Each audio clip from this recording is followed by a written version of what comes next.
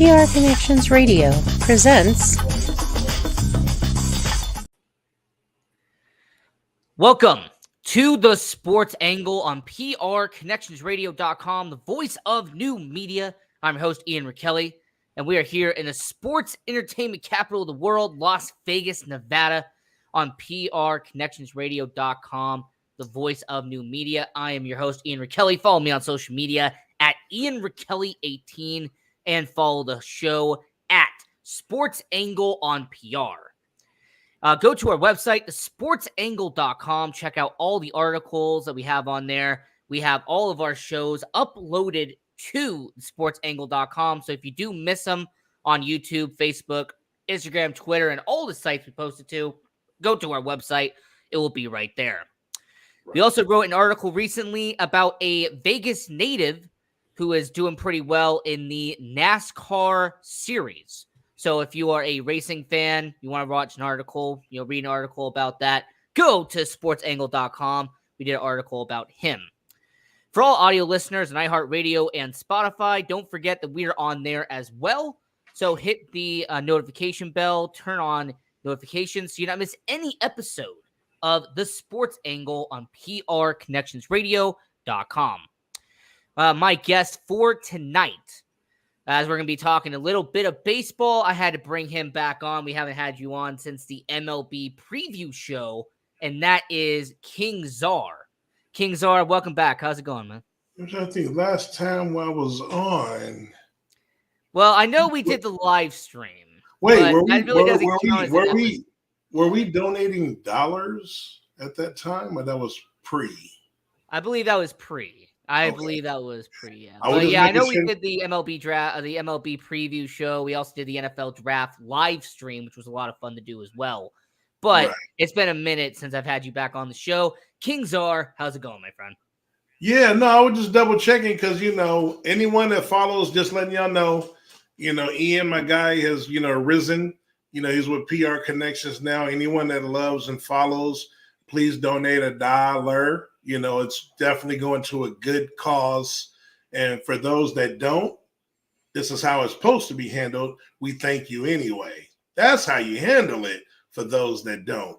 But I'm glad to be back.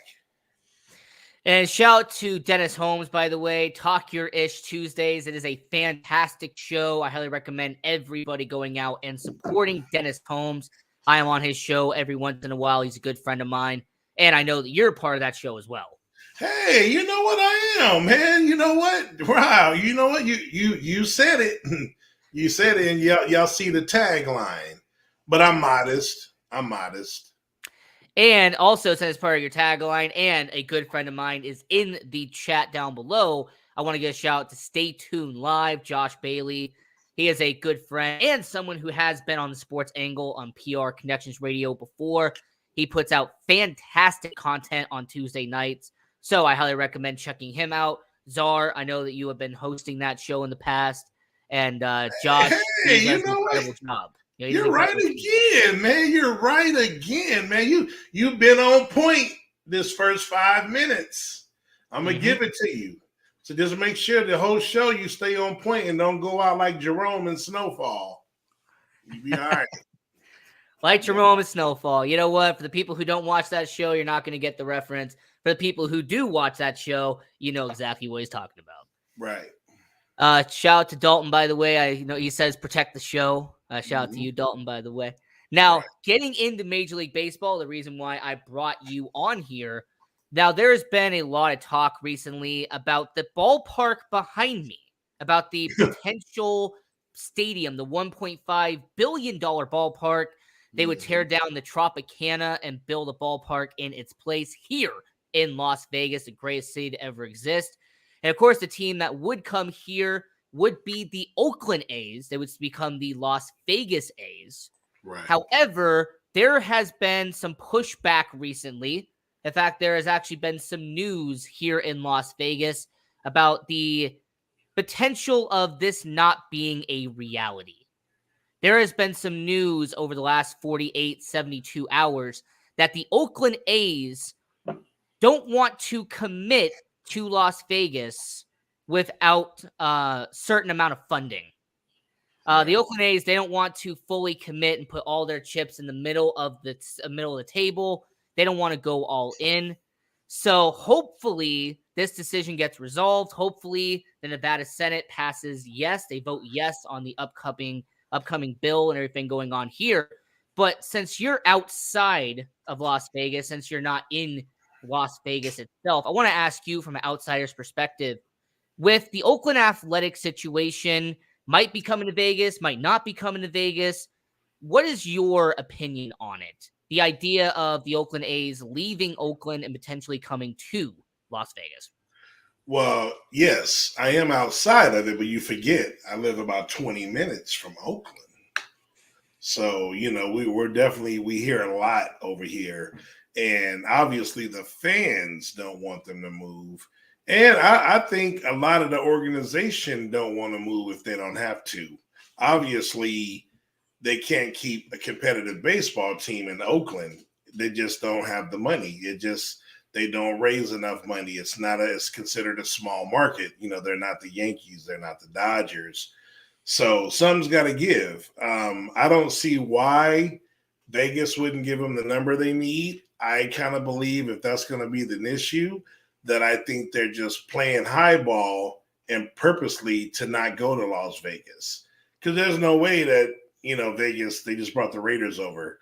So and that's just how I feel about it. Like, it don't make sense that they couldn't get a baseball team to come over if you can bring a juggernaut football team over. You know what I'm saying? So I think it may be a little bit of cat and dog type situation right now.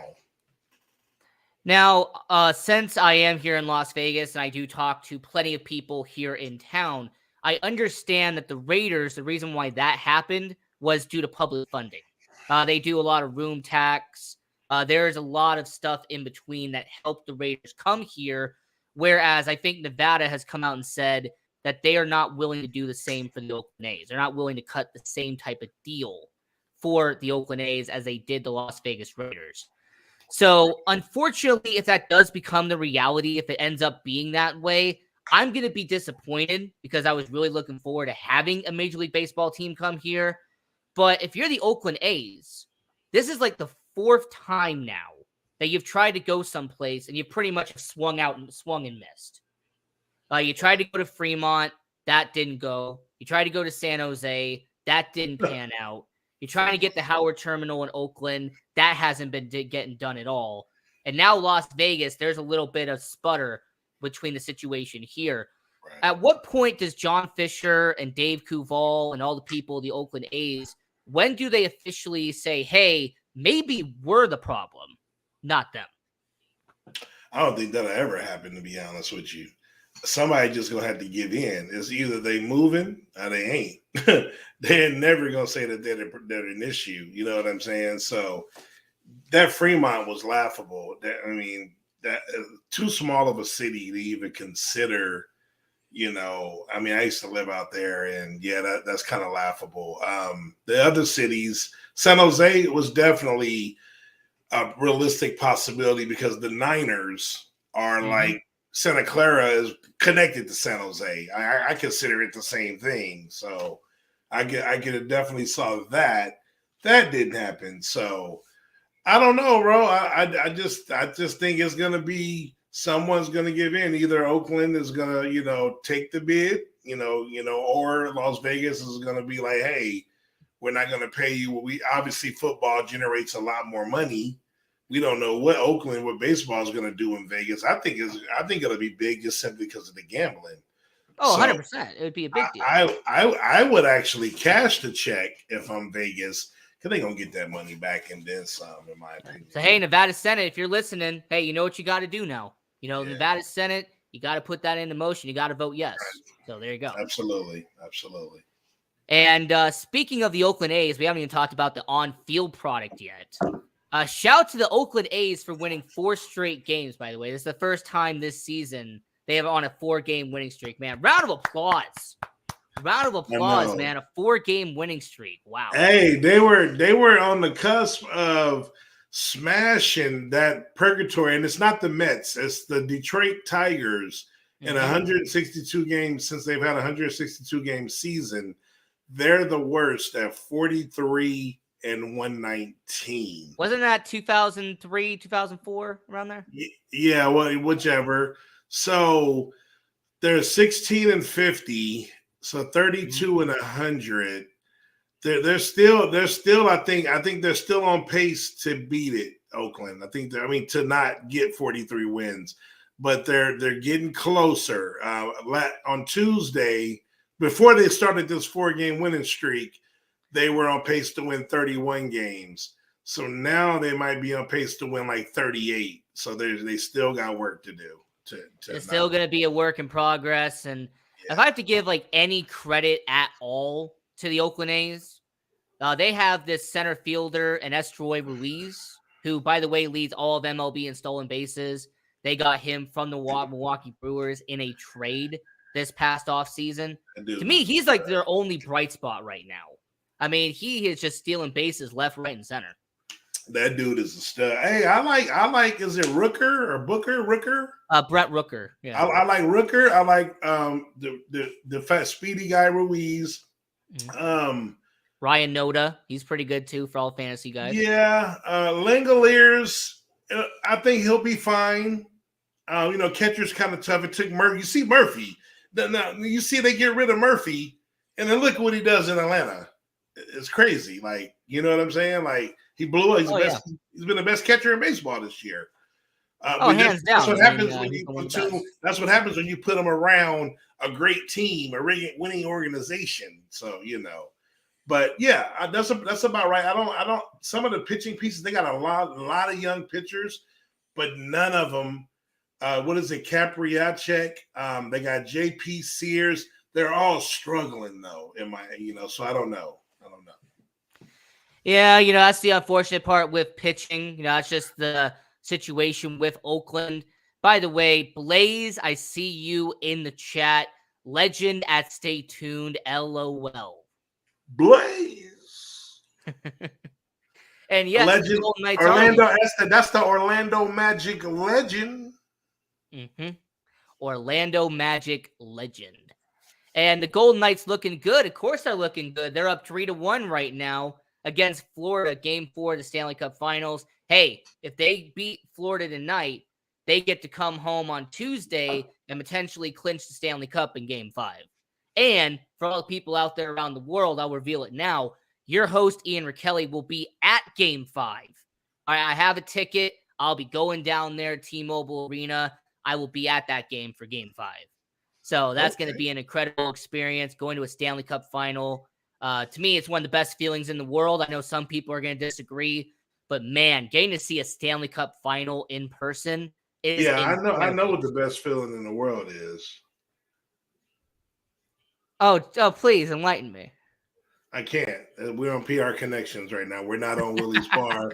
We're not on Willie's Bar or Stay Tuned Live or even Talk Your Ish right now. So I have to keep, you guys want to know the best feeling in the world. Stay tuned for the next Willie's Bar or Stay Tuned Live or like I said, Talk Your Ish, where we let people know how feelings go. Yeah, I was going to say, I don't think the best feeling is watching the Dallas Cowboys lose in the divisional round. No, that's not a good feeling, man. That's definitely, that's not the worst feeling. I don't know if I can tell you what the worst feeling is. I hope I never have to tell you that, but yeah, hopefully. That's not too cool. It's not too cool, but a great feeling when we put up a 49 spot on a certain team last year. Great feeling. Yeah, there you go. There you go. Absolutely. Now, as we are talking about Major League Baseball here on the Sports Angle on PRConnectionsRadio.com, the voice of new media, I'm your host, Ian Rakelli. We're here with King Czar, legend of Stay Tuned Live and Talk Your Ish Tuesdays. And when it comes to MLB, before we kind of pivot and talk about the rest of the teams in MLB, I just want to ask this one question about the Oakland A's. At the trade deadline, is there like any assets at all that they could trade or possibly get rid of that's worth any value at all? Because to me, there's only one. There's only one guy that I could see a team saying, hey, I'm going to call Dave Cavall, and I want to know if I can get X amount of value for that guy. To me, there's only one. I know. Yeah, no, there is only one. Well, okay, this is how I look at it. Okay, I'm looking at the whole team. You have one, you have two. I can actually find three guys. The one I think you're talking about is Liriano, correct? Ramon Laureano. Yes, that's right. Yes, so he's definitely the position player. I also think Trevor May can help someone in the bullpen. And then lastly, even though we kind of trashed the starters, I can still see someone like Blackburn at the end of a rotation, in the playoffs. He was an all-star last year. Yes. So those are the three that I could see teams calling about. That's it. Yeah, like to me, Ramon Laureano, he's really the only veteran of note because that team is extremely young. A lot of people forget that. But we had Trevor May last year. He's a pretty good. I mean, he's a good closer, better setup in my opinion, or like 7th, 8th inning guy. But he can get you saves. So there you go. So now, as we're going to move on from the Oakland A's, we're going to kind of stay on the West Coast here for just a minute. And let's talk about the Arizona Diamondbacks. As I get a big smile on my face is what I'm about to say next. Let's talk about those Arizona Diamondbacks, Czar. First, we both had a couple of good calls, but we'll get to mine in a second. I mean, you may have even slept on them, as well, because you had them as the last seed making the playoffs. Which I have them as a wild card team. Yeah, I thought that was bold. Shoot, they may win this division. Like, you know what I mean? Yeah, I had them at 86 wins, man. They're already at almost at 40. So. Yeah, no, this team, you got rookie of the year is going to be Francisco Alvarez, but Carroll is pretty damn good. You obviously got in the middle of the order. Christian Walker has been a mainstay, but obviously we talked about Zach Gallen, and he's probably top 2 or 3 for Cy Young right now. My guy in the rotation, Merrill Kelly, another really good pitcher. Oh, he's fantastic right now. Yeah, so hey, I can't knock you. Like I said, you kind of called it. Like I said, you may have even understood them a little bit. So I might have too. Yeah. And by the way, shout out to Miguel Castro. He played for the Las Vegas Aviators at one point. He is now the bullpen guy for the Arizona Diamondbacks. Man, he's pretty much saved his career now by going to the Arizona Diamondbacks and becoming their setup guy. Right. So I agree. And the Los Angeles Dodgers, second in the NL West right now. It really feels like the LA Dodgers are not performing to the level that we've seen for the last decade. But yet, if you ask most teams, would you be happy being 12 games over 500? Everybody not named the LA Dodgers would say, yes, I am happy with being 12 games over 500. Right. Well, they're World Series favorites. I believe they are either first or second highest payroll. I mean, it's either in the National League is pretty much them, and then the Braves and Mets are kind of right there. But even if you look at the odds now, it still has the Braves. It slightly has the Braves over them, with the Dodgers only 450 plus to plus 500. And as like I said, it's crazy. You may want to go put some money on the Diamondbacks. They're still plus 3,500. 35-1, man. That is absolutely insane. So for all people listening out there, and by the way, since we are in Las Vegas, the sports betting capital of the world, you're getting some good advice from Czar, by the way. You should really be thanking King Czar. He's giving you some really good knowledge. Hey, and this ain't from Discord. I'm just letting you know. Yeah. But yeah, like you said, the Atlanta Braves are first in the National League. Dodgers are second at the present moment. And yeah, I mean, the Los Angeles Dodgers, second highest payroll. The Mets, I believe, are number 1. Last time I recall, Mets were 1, Dodgers were 2. Yeah.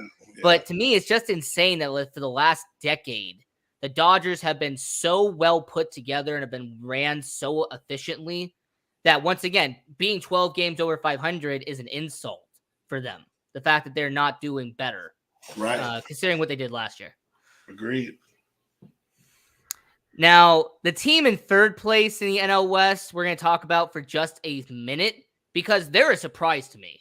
I did not see the San Francisco Giants being at 500 at the quarter mark of the MLB. I did not expect the San Francisco Giants to be competing in the NL West. Right. I didn't see it. I know you didn't see it. Most people did not see it. So tell us, how is this happening that San Francisco Giants are being competitive today? I mean, they're scrappy. I watch a little bit of their games. They're scrappy. They have the outfield. If you look at the names, you're like, kind of who are these guys? But, Conforto, who was a high prospect with the Mets at one time, has found his groove. You have Lamonte Wade Jr. He's playing good baseball. Jock Peterson, who they got from the Dodgers, who was always, he'd always face, one-sided pitching.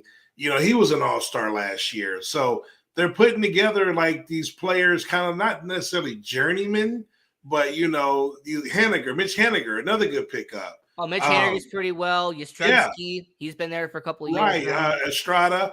But what's really helping these guys, here's the clicker. They have one of the best closers in baseball in Camilo Duvall. He is lights out. So just letting you know, Logan Webb is a future ace in the making. And then Alex Cobb, guys like Alex Wood, Ross Stripling, DeScalafini, those guys are steady. Like Cobb is giving them good innings.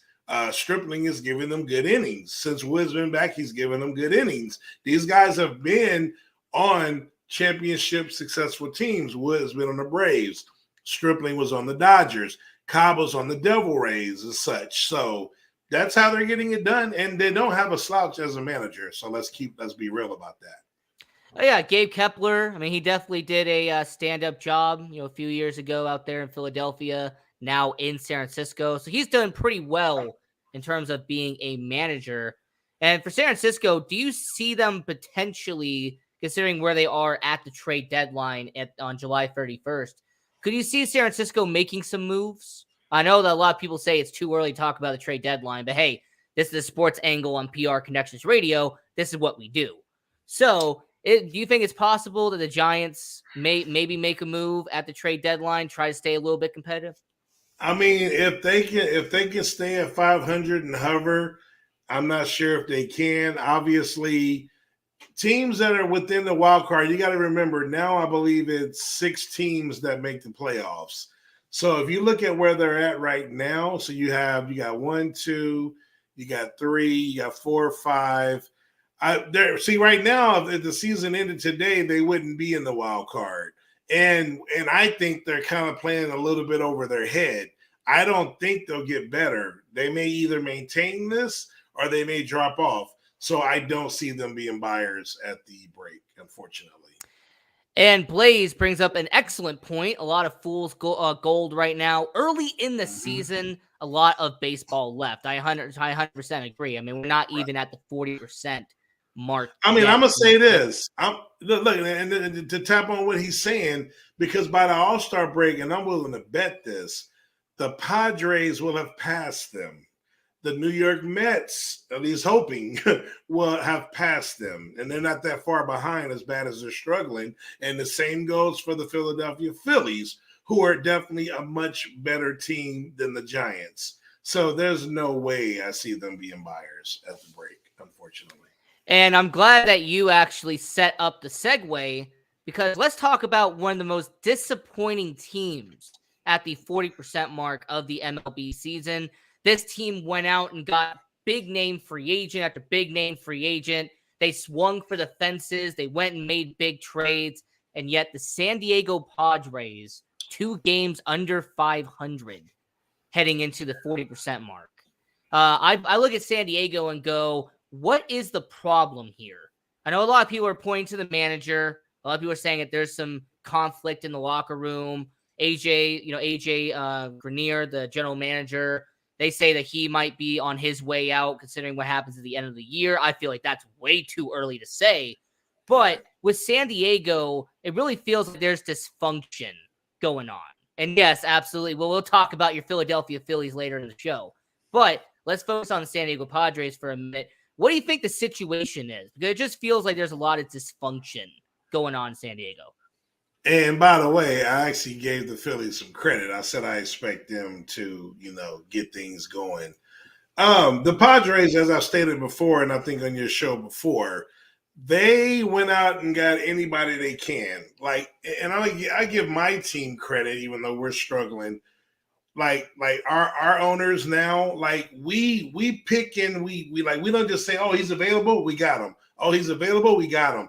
We try to look and see what fits our team, what needs are there before we just go out and spend money.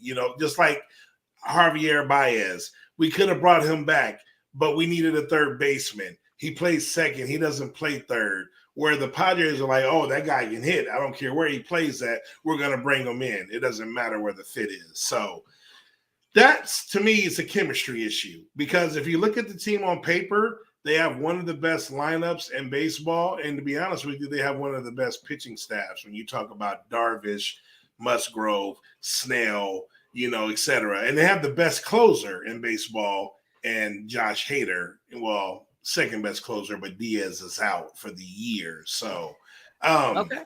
they're highly underachieving right now. But I expect when you have talent will eventually prevail, and they will make the playoffs just like they did last year. I don't really know who that is. Joe Flacco, 17 RBIs, man. I don't really know who that is, man. I mean, is that somebody from a long time ago, a guy who was relevant a decade ago? I don't really know who that is. I'm sorry. I'm out of the loop. I don't really know who that is. Now, talking about San Diego, Blaze did mention it, that they do think it is the manager in San Diego, but I lean more towards a general manager. I think AJ Preller could be actually the biggest problem, just because of how many moves he has made. And since you brought it up, I want to ask you, since you've been a long time fan of baseball, you have been watching it way longer than I have, how valuable is team chemistry in baseball? Like, how much of it do you think actually matters? No, it matters. I mean, again, sports around the globe, or around the horn, however you want to say it, has changed in every sport. But like in baseball, I think chemistry is probably the most important. Back when you had a leadoff hitter, you got a guy that has speed, a guy that, patient at the plate, take pitches. Your number two hitter, can drive you in, but can also get you over, can also get the contact hit, but can also hit a home run. Then your three hitter was your best hitter, and then so on to your number four, who was your, it was a way that they set the lineup. Nowadays, you got power hitters hitting at the top of the order. You got a leadoff hitter batting ninth. Go with a leadoff hitter batting first. So I still think it's very important. But now, like I said, especially teams that got money, they just want to buy the best players, put them at the top of the order, and just try to get as many runs as possible. And as I'm showing everybody the comments and everyone in the chat, I appreciate you being part of the show. Somebody on Twitter, and unfortunately I can't pull up Twitter because it's not linked to StreamYard, but someone on Twitter said, what about Felix Bautista from Baltimore? He has been exceptional this year. I got him in fantasy, bro. So I think right now, my closers, how I look at it, I have him ranked second in the AL, behind only another stud in Cleveland, which we haven't talked about, and that's Emmanuel Classy. Yeah, man. But outside of that, Batiste, yes, he is the man. Romano has slightly fallen off just a little bit. Just a tad. Yeah. But he's still good. Don't get me wrong. I'm not going to knock Romano, but those are probably the best three closers in the AL. But yeah, that guy throws gas. Now, since we are going to be leaving the NL West, I just have to briefly mention them. 14 games under 500, the team that Las Vegas native Chris Bryant is playing for, and that is the Colorado Rockies. Now, I had them losing 100 games. I thought Oakland and Colorado were going to be the only two teams that could lose 100 games this year. I don't know if they're going to get to 100 because they're actually outperforming what I expected. It's kind of weird. Colorado is actually doing better than I expected.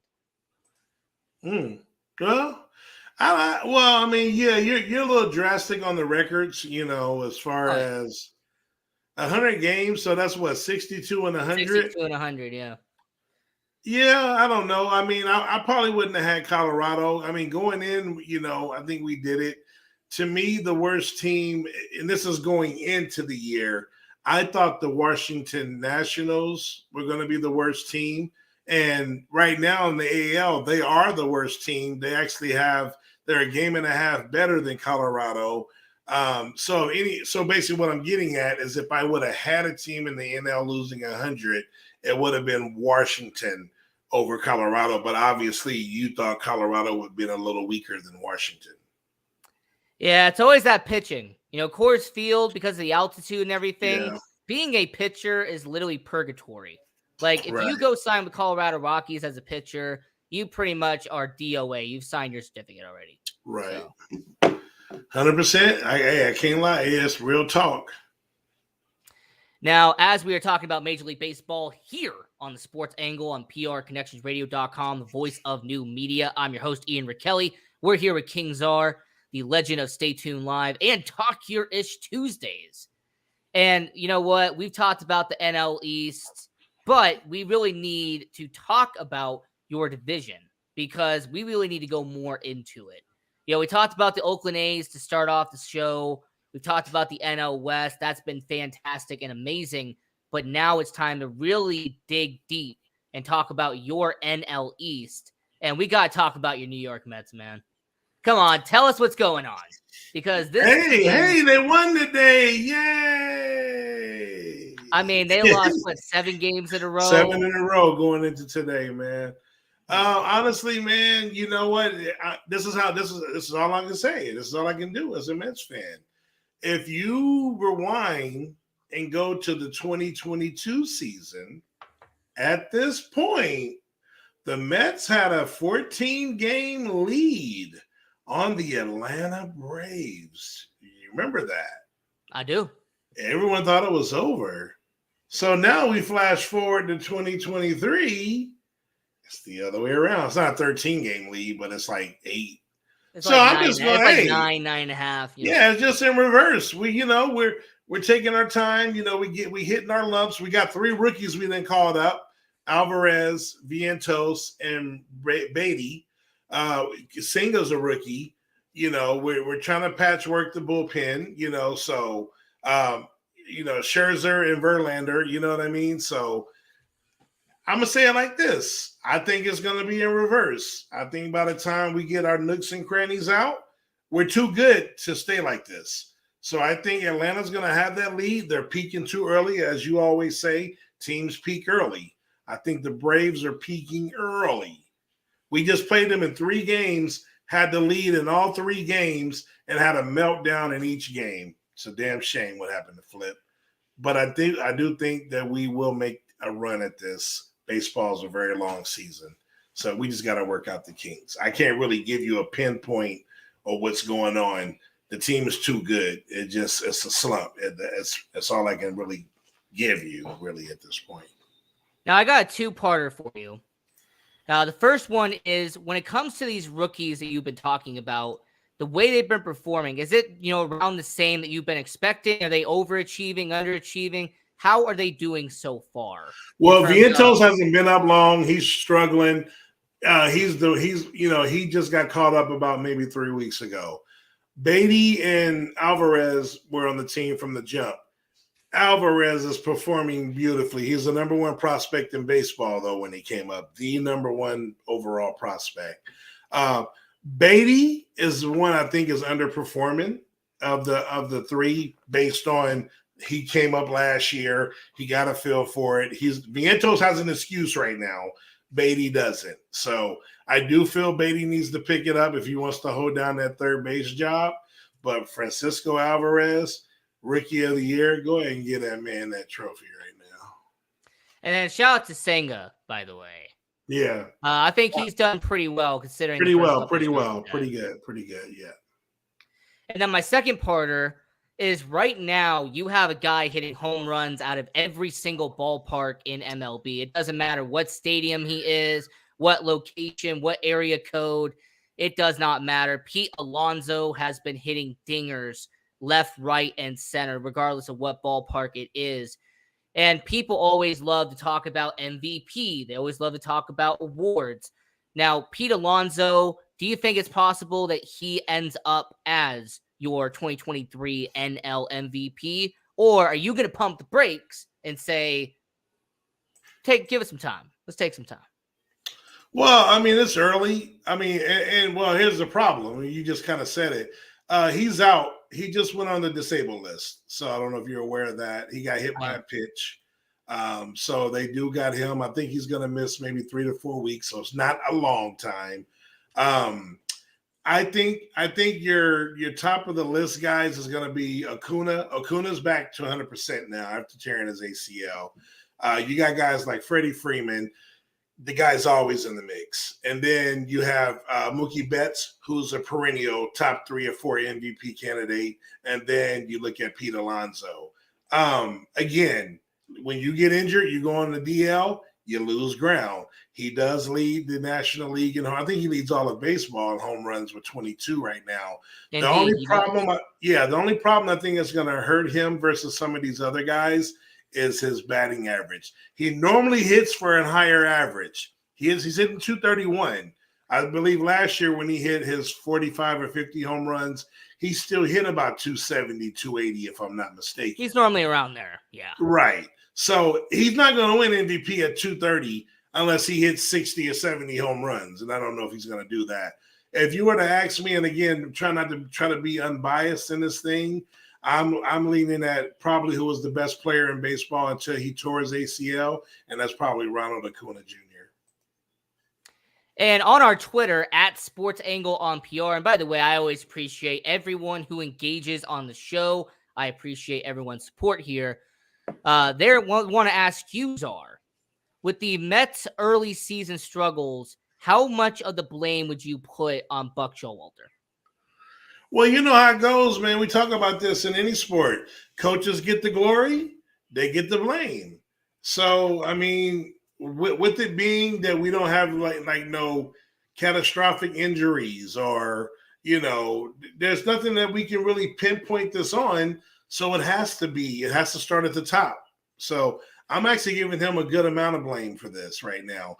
But I am confident, the veteran that he is, that he'll be able to pull us out of it because he's got experience and he's dealt with he's been a Yankees manager for sake. Like, if you can manage there, you know what I mean? So he knows how to manage in New York. So I think he'll be fine. I will say about his resume, it always feels like he's the manager before the manager that wins the World Series. Like, he was with the Yankees and then they hired Joe Torre. They went on that run. Right. He was the Diamondbacks manager. Then they brought in their manager. They won in 2001. He was. Hey, I wouldn't mind following that. That means we're gonna win the World Series soon. Yeah, in Texas, he was their manager. Then they let him go. They brought in Ron Washington. Then we all know what they did there. So I will say, when it comes to Buck Showalter, he is a good manager. I don't think that he deserves all the blame, but yes, a little bit of the blame. Right. And this last question on Twitter, at SportsAngle on PR. Who's going to get Ohtani next year? Hashtag SportsAngle. Well, I mean, I'm going to pick us. I mean, you know what I'm saying? I mean, but with reasoning, him and Senga are very good friends. If people that don't know this, Suzuki is another one. Those guys all grew up. Like, a lot of people thought Senga was going to go to the Cubs. And last minute, he picked the Mets, and they were like, because, Suzuki. And they said and this is not taking a shot at the Cubs, but he did want to go somewhere where he had a shot to win as well as be a fixture in the rotation, and he didn't feel the Cubs were there. I honestly think, Ohtani, he won't go to the Cubs because, again, where they're at. I believe he wants to play with one. Yeah, I believe he's going to want to play with one of his friends, Suzuki and Senga. And I think, if we're still doing what we're doing and what we're willing to pay, why wouldn't he go join Senga and be in that rotation? That just sounds good to me. I know a lot of people talk about West Coast. He's from Japan.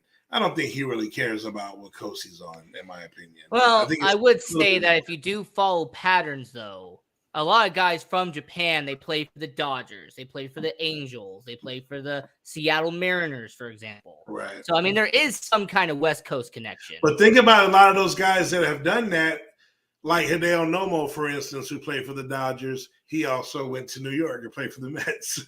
So, and my prediction for the person who asked me, I believe that since Ichiro Suzuki was an idol of him, he grew up, idolizing Ichiro. He loved watching him play.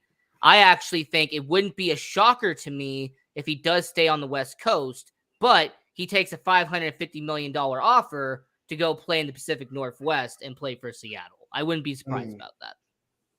Yeah, that'll be interesting. I wouldn't see that. I can't see the Mariners getting him.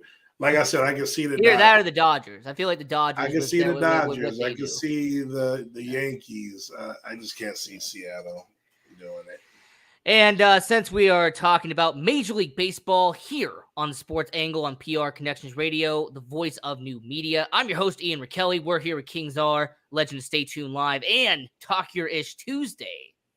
I want to give a little update on the Stanley Cup Final. Florida has scored another goal. Vegas is up 3-2 in the third period. So that's a little bit of your Stanley Cup Final update. Go! Yeah, bring it home, man. Bring it home. You win Game 4, we bring it home to Game 5, T-Mobile Arena. Hopefully that ends up happening. But back to MLB. I mentioned the NL East. The Atlanta Braves right now leading that division, and they kind of have a little bit of a lock on it right now. 4.5 games separates them in second place. Why do you think Atlanta's doing so well right now? 16 games above 500. Shoot, they got a good team. See, that's a baseball team. As much as I hate to say it, you got really good pitching. You got young pitching. Strider is flat out, a beast. Morton, a crafty veteran. If you go to look at their lineup, dude, like his hitters row Acuna, the rookie of the year last year, Harris Jr., the second. Matt Olson. They let Freeman go, which was still a little bit of a downgrade, but Matt Olson still is going to supply you 30 home runs at that spot. Yeah, dude, like they just Albies. Like, I mean, I can go on and on. I mean, Rosario's getting hot right now. The Braves are the Braves, dude. They've ran, I mean, it doesn't matter. Since I've been watching baseball there's probably a year here, year there, this or that, but the Braves have ran the division for many years now, and it's just a well-ran organization. I mean, one of the best in all of baseball. And like I said, they spend money, but not to the degree of the Yankees, Dodgers, Mets, etc., in my opinion. I mean, I also got to point out the deal they had back in the day, Turner Broadcasting System, TBS. They used to be on free TV. You get to watch them all the time. Yeah, that was always a good deal for them. Right. A team in the NL East that surprised a lot of people, including myself, is Miami. Now, Miami, first off, you bring back those throwback jerseys. Like every once in a while, they bring back the old school, Florida Marlins jerseys for throwback night. Do me a favor. Can you please make that your permanent jerseys from now on? Like, I'm asking nicely. Can you make those jerseys your actual jerseys? Because they look a heck of a lot better than what you have now. Good point. Yeah, man. They've been doing that 4 or 5 times this year where they've had a throwback night, and those jerseys look amazing. But back to the actual play and actual game, Luis Ariz. I will say he's done really well. Ariz has done really well for the Miami Marlins, hitting 400 right now. Now, obviously, everyone's going to ask, can he keep that going? But I'm actually going to ask this in a different way. Everyone always talks about who's going to win the hitting title, who's going to have the batting title. And if he keeps this going, do you think he might be a lock for that, for him winning the NL batting title? Yeah, I mean, I think he's got a pretty good lead on it. And even in Minnesota, that's what he was. He's an average guy. He won't supply with lots of home runs and things of that nature. So I actually could say you could put your money down. Like he's probably a sure thing to win the batting title at this point. Other key contributors to their success have been the emergence of prospect Brian De La Cruz, who is having a really good season. And then, the old crafty, veteran, the power hitter, Jorge Soler. Like, the dude's been on fire.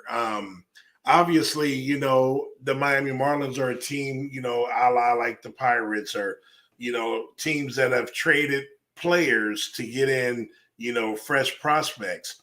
You got Luzardo, who they got from Oakland when the A's traded for Sterling Marte a couple years ago. This is the last year that the A's were competitive. They rented Sterling Marte. Shout out to the Mets now. He's on the Mets. But Jesus Luzardo is turning into an ace right now before our eyes and may surpass Alcantara as their best pitcher.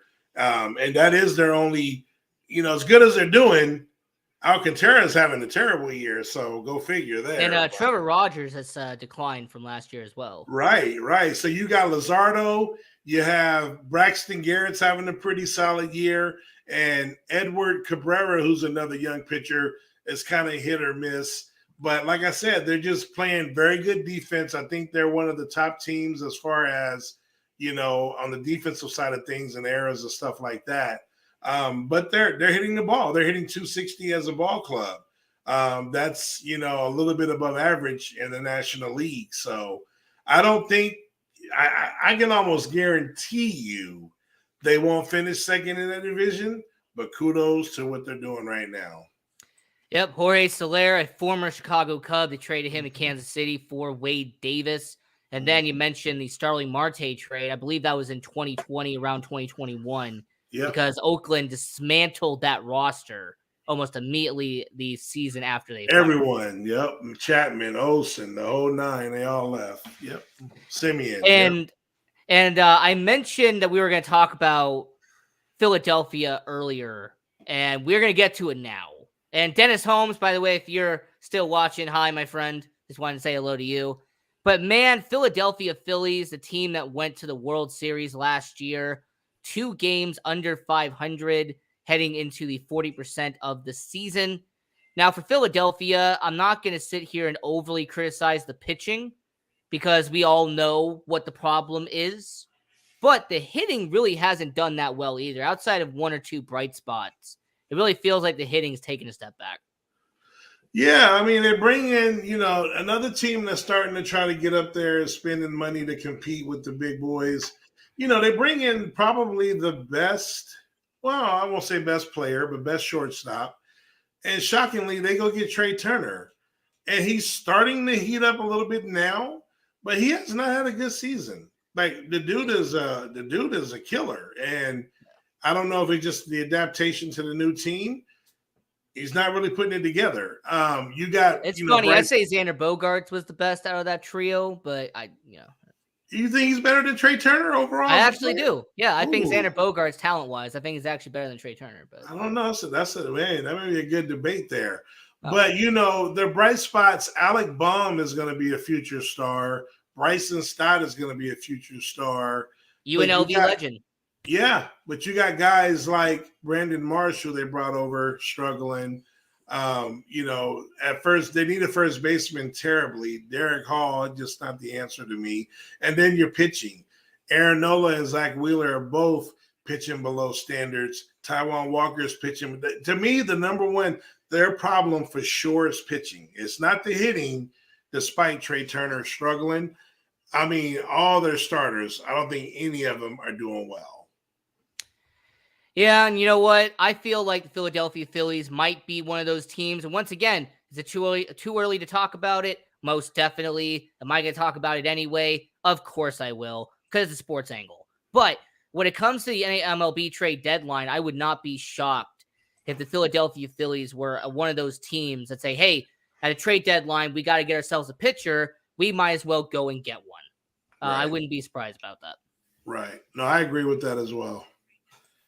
And speaking of teams that exist, the Washington Nationals, everybody. Yay! Yeah, man, they exist. That's the only thing I can say. We're a baseball team. Now, right? Yeah.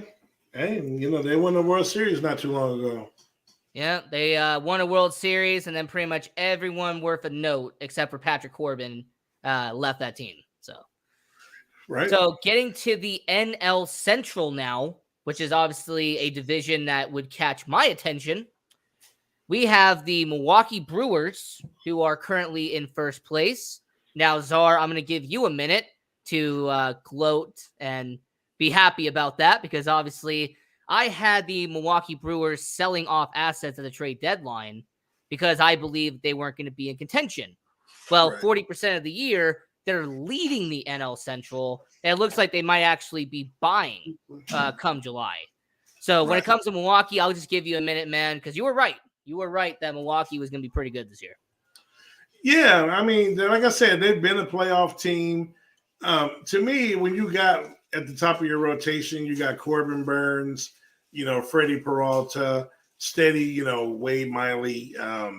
You got savvy hitters, Willie Adames, Yelich, Urias, Rowdy Tellez, and then they go pick up Contreras from your team.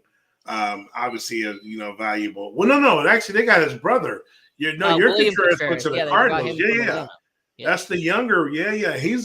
But that guy's going to be really good. This year, he's actually doing better than his older brother. Actually, yeah, he's gonna. I was surprised. Now I know the Braves went got Murphy, and that worked out great. So I mean, I guess it is what it is. But I don't know, man. William Contreras, that dude can hit. So Owen Miller. So I just think they still have a playoff type team because they don't have a ton of weaknesses. They could use a little help in the outfield, overall. But outside of that, I love the infield. I love the catcher. And like I said, I love their rotation. And, yes, they traded away Hader, but shoot, Devin Williams is emerging to be one of the best closers in baseball. Yeah, he's been lights out. I mean, he's been one of the best players on Milwaukee since he debuted 2020. Right. Shout out to Sharon Mullen. And since you are here right now, we're going to talk about it. Hey, those Cincinnati Reds, only 4 games back from Milwaukee. They're around Pittsburgh right now. And I'll say this about Cincinnati. They're proving a lot of people wrong. Now, I had them winning about 75 games at the beginning of the year when we did our preview show. But I think they might even be better than that because this team has done pretty well heading into this year. Well, again, it's all about how quickly your prospects pan out. So now you look at their team, Hunter Green, dude, this dude has potential to be the best pitcher in baseball in a couple of seasons. I mean, normally, in no matter 6th, 7th inning, he's still throwing triple digits. Like the dude is flat out a stud. You got Ashcraft, who's pitching, having a really good season. Andrew Abbott. Right. Well, he just came up, so that, but he's another big name. But, he hasn't put it on the field yet, but he's supposed to. But we just talked about gas-throwing closers. Alexis Diaz shutting it down right now. And that's how you win ball games. Most of these teams that are in 3rd, 4th, 5th place, they lose a lot of close games. This dude is lights out. For a team like that, that's a big momentum builder. And then, of course, you have prospects, that have been in the league a couple of years now that are turning into studs, like Jonathan India. Flat out can play baseball. The guy they just called up, Eli De La Cruz, that dude is a flat out stud. So, when your pieces start to pan out quicker than you expect, that's how you end up 4 games out of first. Question, is there any relation to Brian? Because you mentioned earlier Brian De La Cruz. Is there any you know what? there? I'm not 100% sure on that, actually. But a lot of people are related in the Dominican. Yeah, there you go. And hey, I did see De La Cruz because when I was in the hotel in California. I went to an Angels versus Cubs game, which I'll definitely talk about in the next couple of minutes. I was sitting the Dodgers, Reds games. I was seeing De La Cruz. And you know what? When it comes to him, I actually think he has a bright future in Cincinnati. And I will not be surprised if he does become a future star for them. I think he's got a lot of talent. Tons of upside. Yeah, I agree. Yeah. Definitely agree with that. Absolutely. Now, when it comes to the rest of the NL Central, obviously the Cubs, I'll talk about them in just a minute. But the Pittsburgh Pirates, a few games over 500. Once again, I see a smile on your face because you were right about this. I had them at 500 when I did my preview show. Hey, you know what? They might be over 500 by the end of this year. Very sound up job for Pittsburgh. They're doing pretty well. Hey, like I said, man, I think last year they were the worst team in the National League. I think they finished that way. They were one of them, yeah. But I'm telling you, man, again, I can repeat this. It's another team that traded away everything for these prospects. Hey, but before I get to the prospects, who this Mitch Keller kid? Where's this guy pitching over his head? Like this guy is a veteran. 7-2 on the year already. I mean, yeah, did this dude? I don't know when the last time he's had a good year, but this guy has found a groove. But he was supposed to break out in 2020. Apparently, he's a late bloomer. So. Right. But you got now. This is why they're winning. You got a balance. You got a guy that doesn't want to retire that's still hitting the ball great, and Andrew McCutchen. I believe he's 40-something years old, if I'm not mistaken. Yeah, Kutch bomb, man. Kutch bomb. Hitting it. Now, as far as their best player, in my opinion, is Brian Reynolds. No relation to Burt, that is. That dude can flat out hit the ball. And then you got a big power hitter that they got coming up named Jack Sawinski. He's either a home run or get out guy, but when he hits that ball, like it's gone. And then K. Brian Hayes, I believe yesterday he went 5 for 5. So, again, when you got a young team with a few veterans, and then what's the key component to winning games?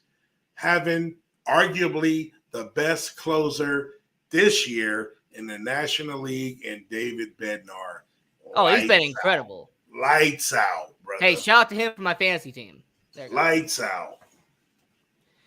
And now it's time to talk about the Chicago Cubs. Now, to give people the full rundown. Now, recently, the reason why we did not do a show last week was because I was in California. I was in Anaheim. I watched not one, but two Anaheim Angels versus Chicago Cubs games. Shohei Ohtani hit a home run in the first one. Mike Trout hit a home run in the second one. Man, it was incredible getting to see that, the intensity. Seiya Suzuki, by the way, he almost robbed Ohtani. That was insane. I feel like if he had a couple more feet, he would have robbed him, but it went over the fence. Now, speaking about the Chicago Cubs, I got to see my favorite player on the team, Nico Hoyner. He is my favorite player on Chicago. He's speedy. He's quick. He has very good upside defensively. Like, I've been a huge fan of this guy since he got called up in 2019. I've been a very big supporter of him. I like what way he plays. But the rest of the team, man, to be honest with you, very disappointing. Right. The bullpen is atrocious. There's no nice way to put it. Right. That bullpen cost them both of those games. Starting pitching is not that bad. Marcus Stroman, 7-4 on the year. Kyle Hendricks doing what he just did tonight against San Francisco. There is some upside in terms of the rotation, but the moment you take them out and you're in the 6th and 7th inning, doesn't matter if it's Merriweather, Hughes, it doesn't matter who it is. It feels like the Chicago Cubs go all the way down the moment their bullpen gets put in the game. Right. So I feel like the Chicago Cubs are going to have a long season. I said 73 games was my season prediction. Hey, I might be right about that because they got excellent pitching in terms of rotation. It's just that bullpen is just, it's just not that good. Right. No, and I'll add to it. I mean, you pretty much, hit the nail on the nose. And that's one thing they don't have, which has been kind of the plot of this show, is they don't have a closer. And they got Mark Leader Jr., I guess, now listed as the closer. I don't know.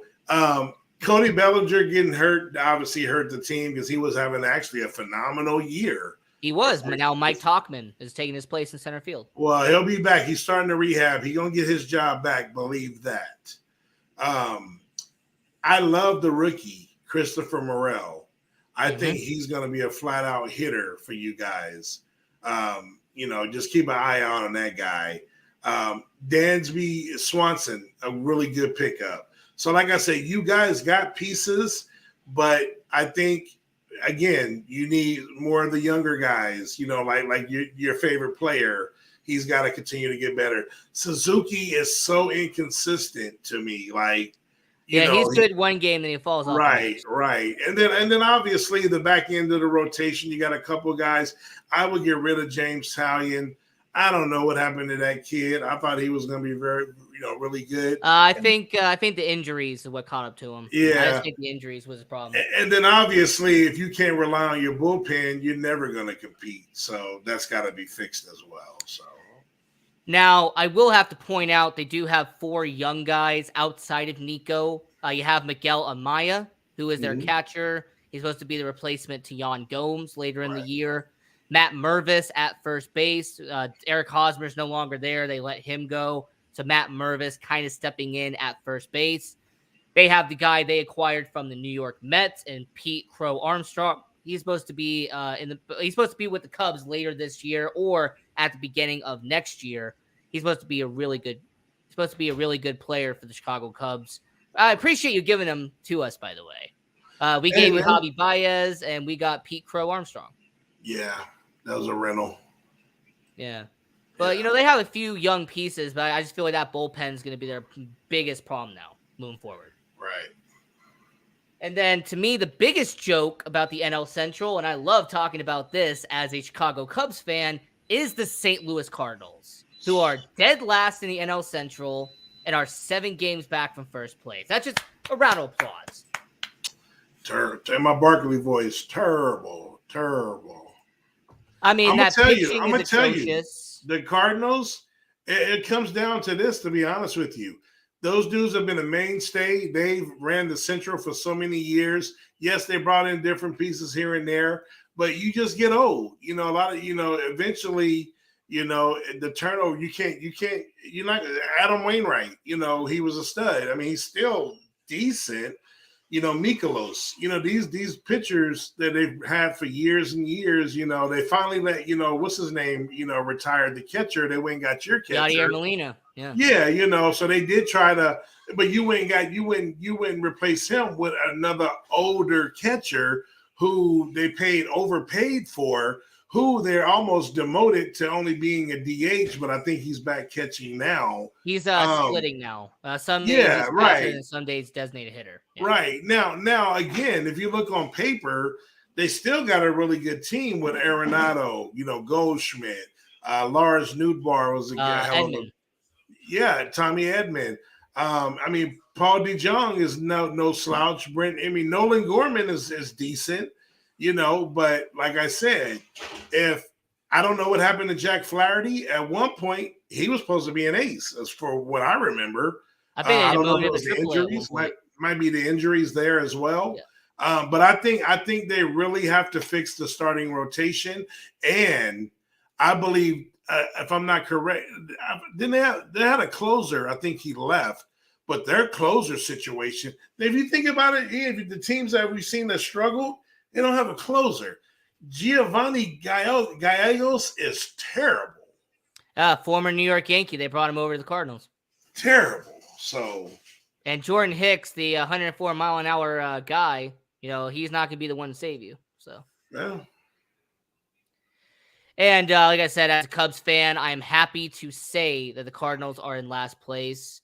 Now, I know what my prediction was at the beginning of the year, but hey, you know what? I will say as a fan, I am happy to be wrong.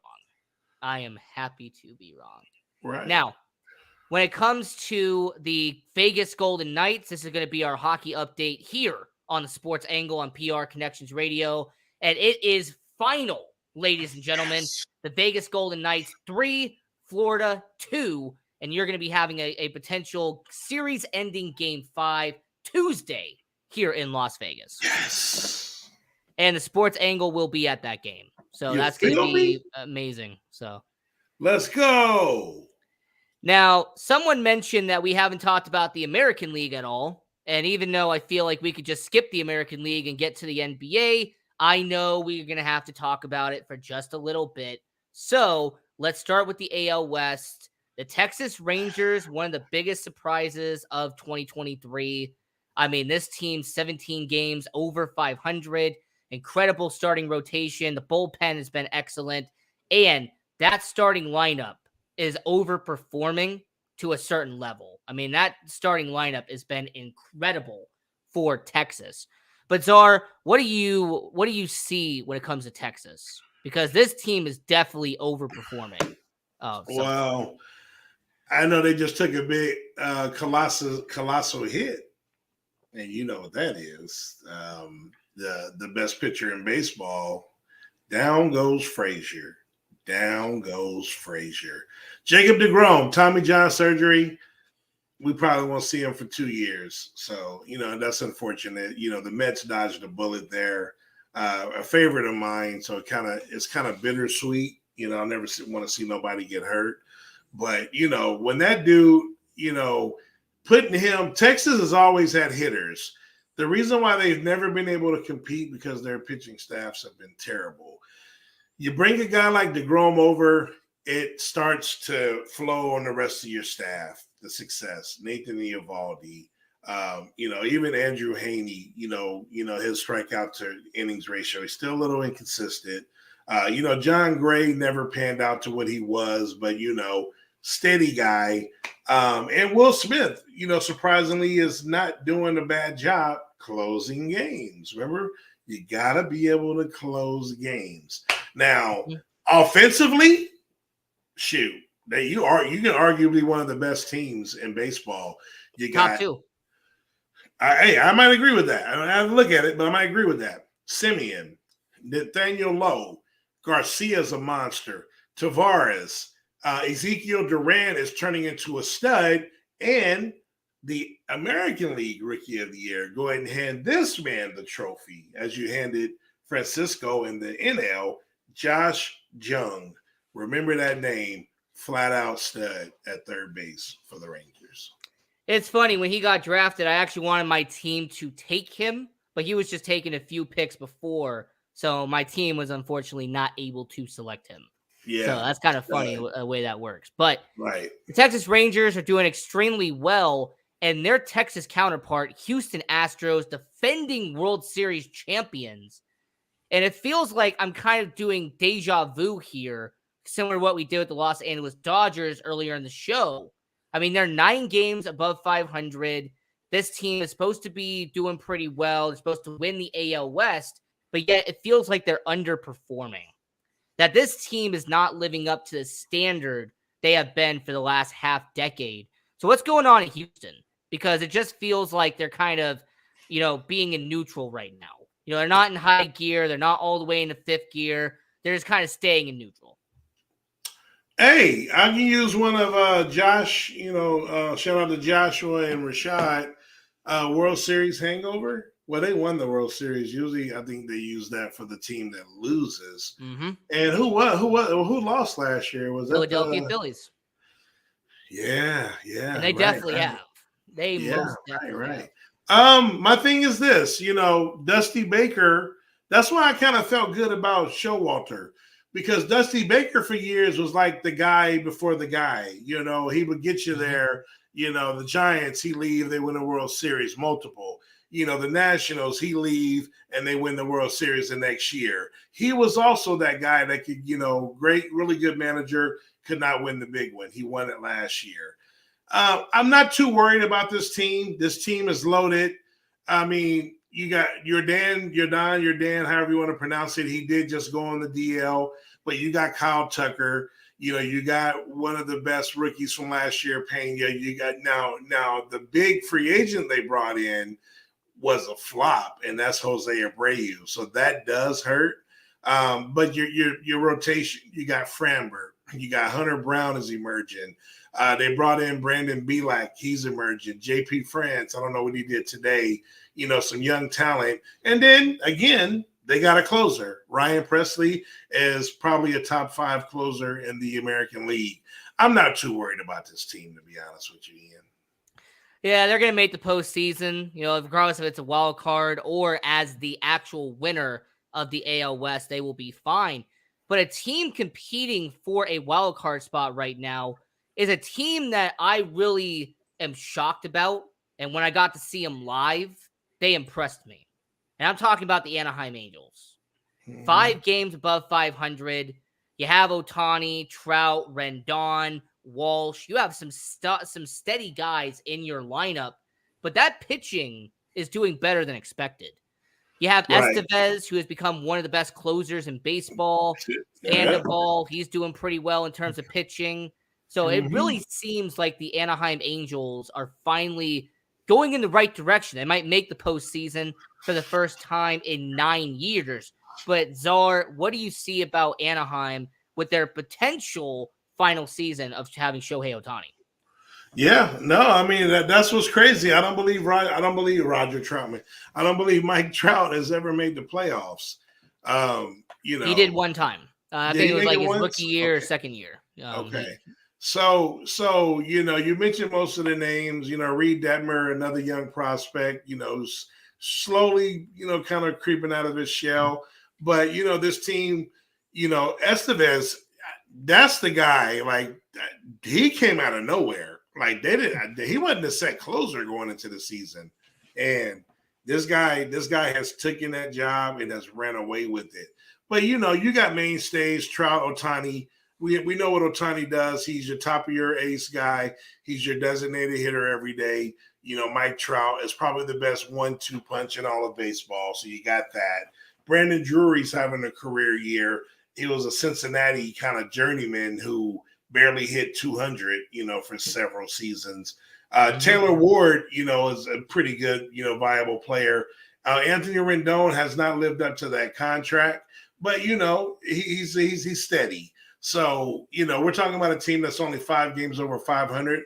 I think with the talent that they got, they can mainstay. They can keep that. I don't think if they make it, they'll be like a 6, maybe a 5. Now, obviously, it's only a 2-game stint, so I can't really value the whole thing. But there was this guy on the Angels team, Luis Renfrio, and he was a shortstop / outfielder. Right. And he was making defensive plays all night long. So I don't know what his actual situation is. I don't know if he's that good throughout the entire season.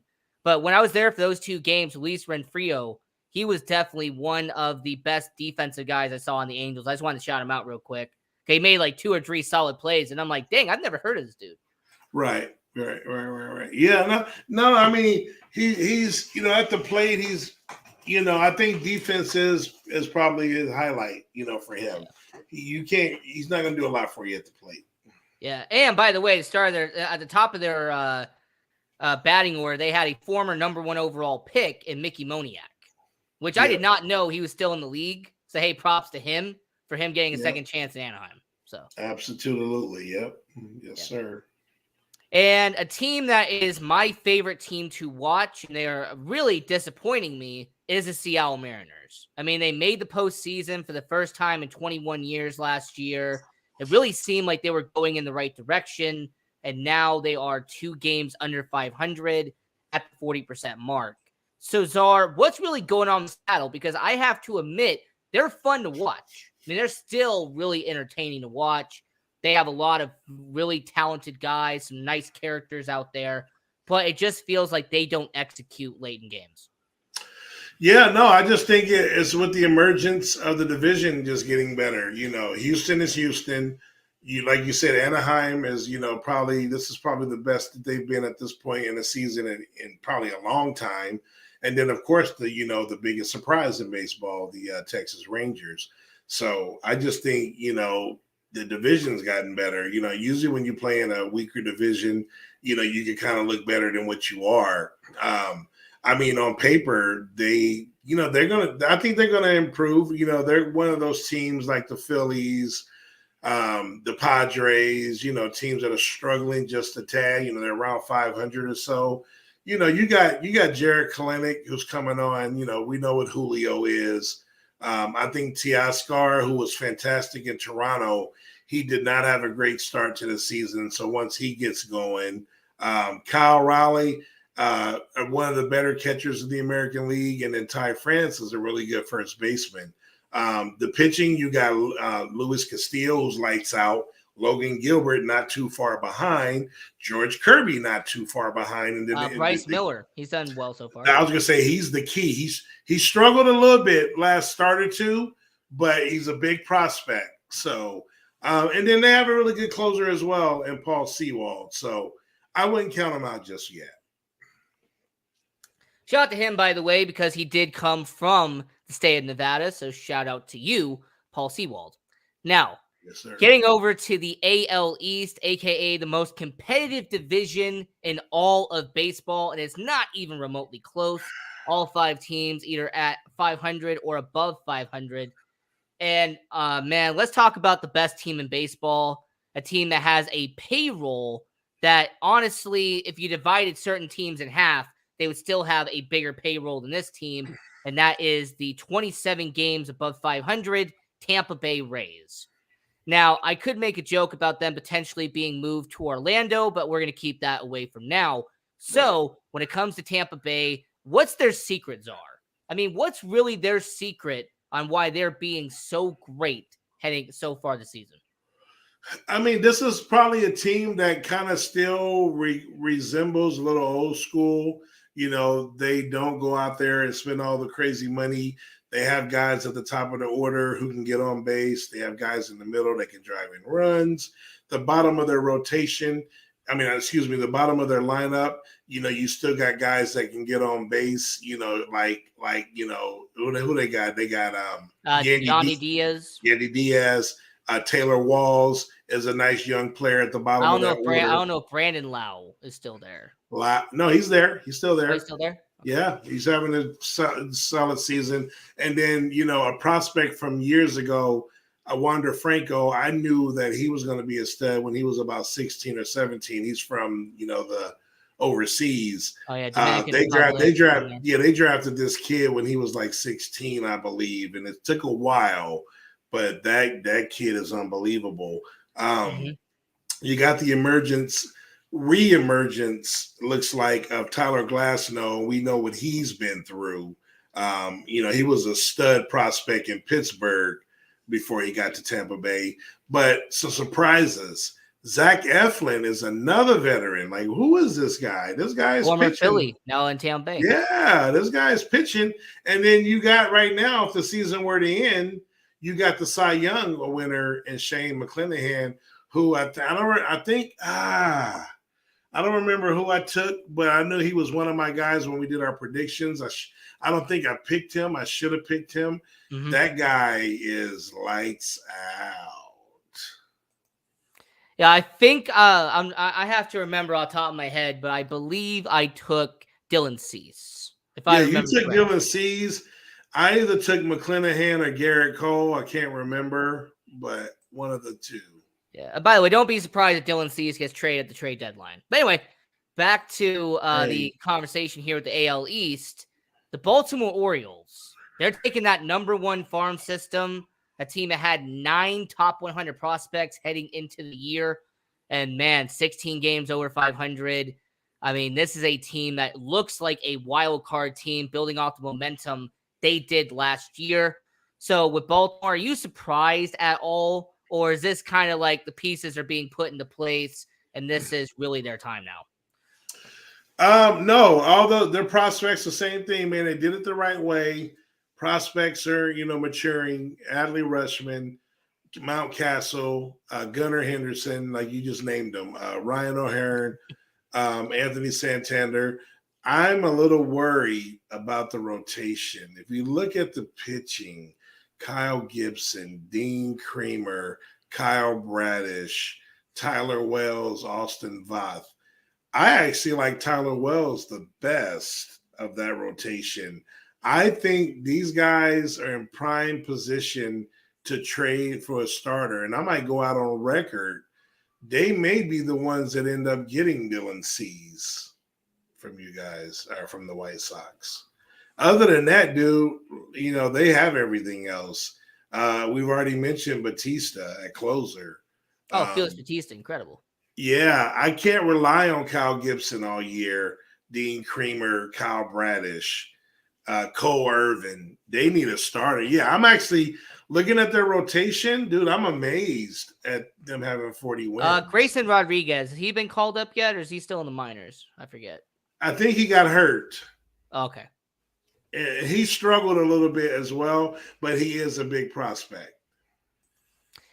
So as we are talking about MLB here on the Sports Angle on PRConnectionsRadio.com, the voice of new media, I'm your host, Ian Kelly. We're here at King Czar, legend of Stay Tuned Live, and Talk Your Ish Tuesdays. How about we talk about them Yankees? Because I know a lot of Yankees fans, they want me to eat crow because I said that they would only win 85 games this year. They want me to, eat back the fact that I thought they'd be the fourth best team in the AL East. I'm not going to do that yet, just because there's still about 60% of the season to be played. But, man, can we talk about that pitching real quick? Outside of Garrett Cole, can you name me anybody else on this Yankees pitching staff that's even living up to what they're doing right now? Because this rotation is really not doing much. Yeah, hey, it's better than Baltimore. I will say that. Now, you gotta take into consideration probably their second best pitcher, Luis Severino, just came back. I believe healthy. He is a number 2 starter with a lot of nasty stuff. Nestor Cortez is not bad. Domingo Germán, this guy, I don't know this guy, he gets suspended for this, then he does this. I mean, he has moments though. That's what it kind of drives you nuts. And then, I believe Rodon is hurt. So, when he comes back, the problem with them is they keep losing bats. Stanton just came back. Now Judge is gone. Harrison Bader is in and out of the lineup. Aaron Hicks is gone. They let him go. Right. At closer, it's a little, Clay Holmes, he's, I don't know. Michael King, right. Wandy Peralta, those are the guys that, so I think, they have enough. If, again, Severino gets back his magic, Cortez, Cole, they have a nice threesome there. They better hope Clay Holmes get closed down ball games later in the year.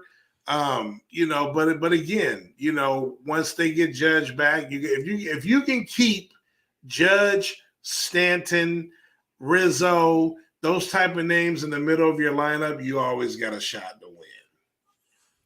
So yeah, all the Yankees fans listening around the world, that's what King Czar says about your New York Yankees. Now, the Toronto Blue Jays, who were my pick at the beginning of the year, man, if you would have asked me about, 4 or 5 weeks ago, I would have been really concerned. They were last in the AL East. They had a players-only meeting. They lost 9 of 11 games. I was actually getting a little bit worried, but now they're starting to turn around, Czar. They've won 7 of the last 10 games. They've won 11 of their last 16. Toronto is actually, I think, 8 games now over 500. So it really feels like Toronto, whatever was said in that players-only meeting, definitely stuck because they've been starting to win ever since. So what do you think is going on with Toronto? Do you think they're going to really start to build up that momentum that we've seen over the last 2 weeks? Yeah, they're definitely going to use their momentum. And when I say their momentum, that means guys like potential MVP. And I believe this is a guy I called for MVP on your show. And his name is not Vlad Guerrero. His name is Bo Bichette. Yeah. Yes. But, that's him and Vlad, another probably top 5 1-2 punch. But then you got Whit Merrifield finding the fountain of youth. Kiermaier's playing decent in center field, always a good defender. You got Springer. The pitching, I don't think they have a bad rotation. You got Gausman, who's, an ace. Chris Bassett, who came over. At one point in this season, he had 27 scoreless inning streak. The guy that also found the fountain of youth and having a really good year is Jose Barrios. Where did that come from? And then, of course, Kikuchi has always been a steady low end of your rotation guy. And then we've mentioned Romano definitely can close games. The team is too talented. Yes, they have not had the experience of being in the playoffs, but I definitely think this team will somehow, some way get the number 5 or 6 spots. I have 3 teams coming out of this division. It's going to be hard because you got Tampa Bay, you got Baltimore, you got the Yankees, and you got Toronto. Somebody is going to be butt out. and I don't know which team it is, to be honest with you. Yeah, it's going to be tough. Now, I do remember, I think I was like even split with every single division. I think I had 2 from the East, 2 from the Central, and 2 from the West, if I vaguely remember what my predictions were. Obviously, I'm going to take 1 off in the Central, and I would probably give it to the East. So I do agree with you. I think there will be a trio coming from AL East. Now, obviously, it's not a far cry to say that they can't get 4 because someone has to win the Central. That's just a shame. Someone has to come out of that division, unfortunately, which we'll get Minnesota right now, the only team above 500. Right. But I have to think 2 teams are going to come out of the West. Houston, I agree. I think Houston is still going to win that division. I think with DeGrom gone, I think that's where Houston takes over. And then it's just a matter if who do you choose? Texas, Anaheim, or Toronto, or the Yankees for one spot. That's what it's going to come down to. It's going to be tough, man. That's why September is going to be fantastic. Yeah. However, if the Oakland A's keep on winning, they might not be the punching bag that all these AL East teams have been using to get their win total up. So. It may go to the Chiefs. It may go to the Royals. Right. Yeah, man. But hey, man, I always keep talking about the Oakland A's just because, hey, please come to Vegas. That's all I'm going to say. Just come to Vegas. Right. Come on. Now, we have about 7 minutes left here on the show. So I promised I was going to talk about the NBA. Obviously, you are a big, diehard fan of the NBA. I am a very well-known casual NBA fan. I don't deny it. I started watching it around 2010, 2011. It's just a casual sport for me. If my team wins, great. My team doesn't win, whatever. But when it comes to the NBA Finals, we all know what's going on right now. The Denver Nuggets, 3-1 against Miami. You're going to have Game 5 very soon. It says you would know a heck of a lot more about it than I would. Czar, what's going on in the NBA Finals? Tell everyone around the world what's going on in the NBA Finals. Wait, hold on. Was there someone in our group that said Denver 4-1? That was somebody. I'm trying to think who said Denver at 4-1. I think it's the Tony Romo fan. Yeah, wait, matter of fact, I think just on Tuesday, stay tuned, after Miami won Game 2 in Denver and everybody was back on the Jimmy Butler train, there was still this guy that still not only still picked Denver, but still said 4-1. And it's 1-1. Whoever that guy is incredible, right? Well, that's because he knows the sport. So you see what I'm saying? That guy doesn't live in the moment. I've always said that. I'm just going to say that guy doesn't live in the moment. Kudos to Jimmy Butler doing what you did. It's time to go home. You're still not getting the ring, my brother. It will be closed, lights out, Joker MVP. I'm going to call triple-double, Game 5, 4-1, Batman and Nightwing, a la Joker, Jamal Murray, Lucius, Michael Porter Jr., Alfred, Aaron Gordon, the fabulous foursome. Yeah, man, that is absolutely awesome. But who's going to win Final MVP? Because I watched Game 2. Hold on. I watched Game 2 because I was in my hotel. I got to be able to see it. Game 1, I wasn't able to see it because I was flying. Game 3, I was at a baseball game, so I couldn't see it. And then Game 4, I think I was doing something else. I think I was working or something like that. But Czar, who would win MVP for the finals? Man, let me. Am I in words of we all know? I don't recall. Joker, man, stop it. The best player in the world, and he doesn't have to player in the world. And he doesn't have to say he's the best player in the world like some other player that used to say that for himself. We all know who that is, self-proclaimed player. Yeah. Right. Oh, Jamal's had a hell of a series. Give that MVP to Joker. Flat out. Joker for MVP. Phenomenal. Got it. And by the way, since we have about 3 minutes left, I just want to ask you, as a casual fan, you being a diehard fan, do you see Las Vegas getting an expansion team? Do you see us, Las Vegas, the greatest city to ever exist, the sports entertainment capital of the world, us getting a NBA expansion team pretty soon? Another. I mean, dude, you're trying to get baseball, you're trying to get basketball. Focus on one thing at a time. You got to snag with the A's. I wouldn't worry about basketball for the time being. Hey, man, I'm greedy, man. I'm just like Las Vegas itself. I'm greedy. Yeah, I wouldn't worry about it for the time being, to be honest. Yeah, I wouldn't be a day one fan, though. I will put that on record. You know, if Las Vegas does get an NBA expansion team, I'll be a day one supporter. So. Right. I get you. I just, like I said, I just wouldn't put it past them. You got, baseball team. You got a big fight there. Focus on that. Then get to the basketball association. And that is some wise words from King Czar. Now we have about 2 minutes left. Czar, tell everyone around the world where they can find you and shout out all your social medias while you're at it. Yeah, no, for sure, man. You can catch me on TikTok, The Real King Czar, King Czar Entertainment. I'm on Facebook, obviously, under King Czar. But, most importantly, tap in with us on Tuesday. Every Tuesday, it's a doubleheader. It's fire. You got Ignorant Thinkers podcast with Talk Your Ish Tuesdays, which is 5 p.m. Pacific. I believe that's 8 p.m. Eastern. Followed by Stay Tuned Live, 7 p.m. Pacific, 10 p.m. Eastern. We bring it, man. So please tap in. If you want to get some fire, we not only cover sports, we cover entertainment, stuff going on in current events, as well as we get a little wild and crazy. Remember, you guys want to know what the best feeling in the world is. Tap in with us.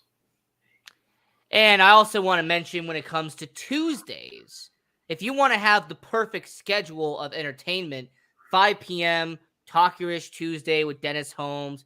Fantastic show, amazing content.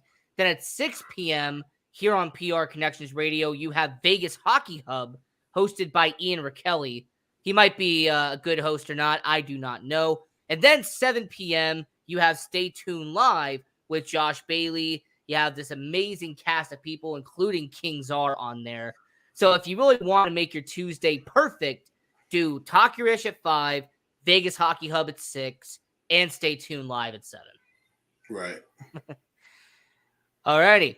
And this was another fantastic edition of the Sports Angle on PRConnectionsRadio.com, the voice of new media. Follow PR Connections Radio. Hit the like button. Don't forget to like, share, and subscribe, and turn on all notifications for every episode that is on PR Connections Radio. Hey, until next time, I'm your host, Ian Rakelli. Follow me on social media at Ian Rakelli18, and have a good one.